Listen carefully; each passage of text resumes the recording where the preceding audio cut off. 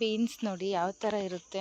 ನಮ್ಮಮ್ಮ ಬರೀದು ಒಂದು ಲೈನ್ ಅಷ್ಟೇ ಹಾಕಿರೋದು, ಈ ಸಲ ಜಾಸ್ತಿ ಹಾಕಿಲ್ಲ ನೋಡಿ. ಬೀನ್ಸು ಫುಲ್ಲು ಮಲ್ಕೊಂಡ್ಬಿಟ್ಟಿದೆ ನೋಡಿ ಯಾವ ಥರ ಇರುತ್ತೆ ಅಂತ. ಈ ಥರ ಜಾಸ್ತಿ ಬಿಡುತ್ತೆ, ಬಟ್ ಇವಾಗ ಬಿಟ್ಟಿಲ್ಲ ನೋಡಿ, ಬಿಟ್ಟಿದೆ ಇಲ್ಲಿ ನೋಡಿ, ಕೆಳಗಡೆ ಕಾಣಿಸುತ್ತೆ.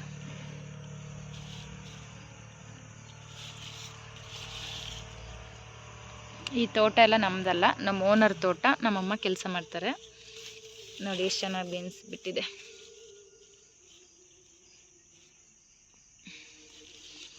ಬೀನ್ಸ್ ಹಿಂಗಿರುತ್ತೆ ನೋಡಿ. ಇಲ್ಲಿ ನೋಡಿ, ನೋಡೋಕ್ಕೆ ಮಾತ್ರ ಬೀನ್ಸೇ ಬಿಟ್ಟಿಲ್ಲ ಅನ್ಕೋಬೇಕು, ಬಟ್ ಡೌನಲ್ಲಿ ನೋಡಿ ನೋಡಿ ಎಷ್ಟಿದೆ ನೋಡಿ. ಮುರಿದೇ ಹೋಯ್ತಾ? ಇಲ್ಲ ಇಲ್ಲ, ಮಲ್ಕೊಂಡ್ಬಿಟ್ಟಿದ್ದಾವೆ ಎಲ್ಲ ನೋಡಿ. ಇಲ್ಲಿ ಚೆನ್ನಾಗಿ ಕಾಣಿಸ್ತಿದೆ.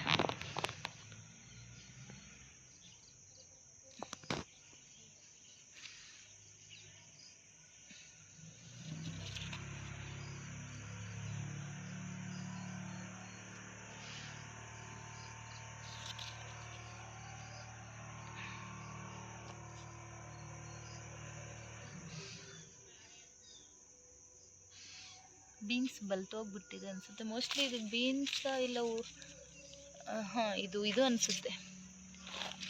ಏನು ಕಾಳು ಬೀನ್ಸ್ ಬರುತ್ತಲ್ಲ, ಕರೆಕ್ಟ್ ಕಾಳು ಬೀನ್ಸ್ ಬರುತ್ತಲ್ಲ, ಅದು ಇದು. ಕಾಳು ಬೀನ್ಸ್ ಬರುತ್ತಲ್ಲ, ಅದು ಇದು. ಬೀನ್ಸ್ ಅಲ್ಲ ಅನಿಸುತ್ತೆ, ಅದೇ ಥರ, ಬಟ್ ಇದು ಕಾಳು ಬರುತ್ತಷ್ಟೆ ನೋಡಿ. ಬಲ್ತೋಗಿಲ್ಲ, ಕಾಳು ಬೀನ್ಸ್ ಇದು.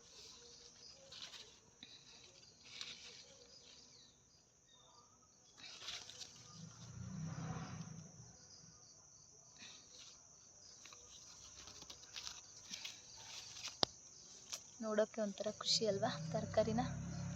ನಮಗಂತೂ ತುಂಬ ಖುಷಿ ಆಗುತ್ತೆ.